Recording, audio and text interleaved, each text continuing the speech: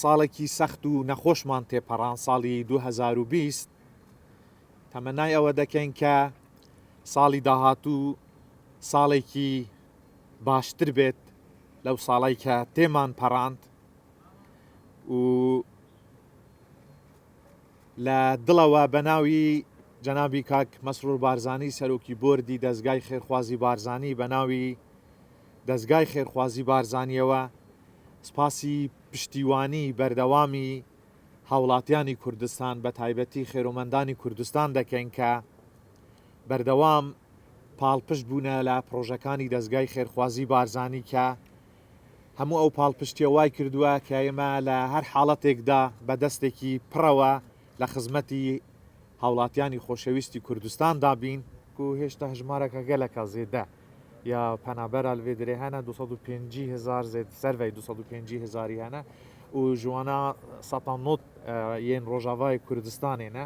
و ئەو لاەنن کوتە ئێماژە پێدای بتەئەکید ئەو لاەنن و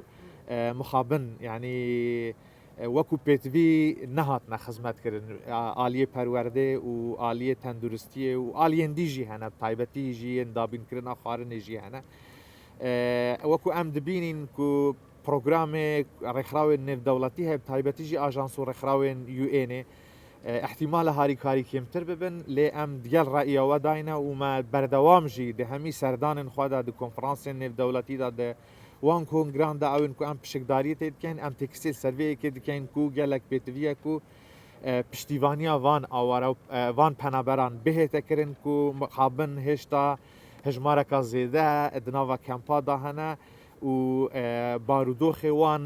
یێ ئابووریژی باش نییە تایبەتیژی و ڕەوشە هەرێمە کوردستانە ڕەوشەکە نەباشە ژەعالی ئابووری بە دوان دوسێ ساڵێن تێپەڕبووی خراپتر بووە ئەوێ کاریگەری هەبووە سەر پەنابەراژی ئەم هیویتکەین و لایەنن پەیوەنددار احتیمامن زیدەتر بدەن و وەیەکێل بەرچاو بگرن و هێشتا وانە پێتویب ئالیکاریە هەیە نەکوی یەکێل بەرچاو بکردن و مدەتا چەند ساڵانە لێرێنە و شیانە خۆ ئاکنجی بکەن و پێتویب ئالیکاریانە.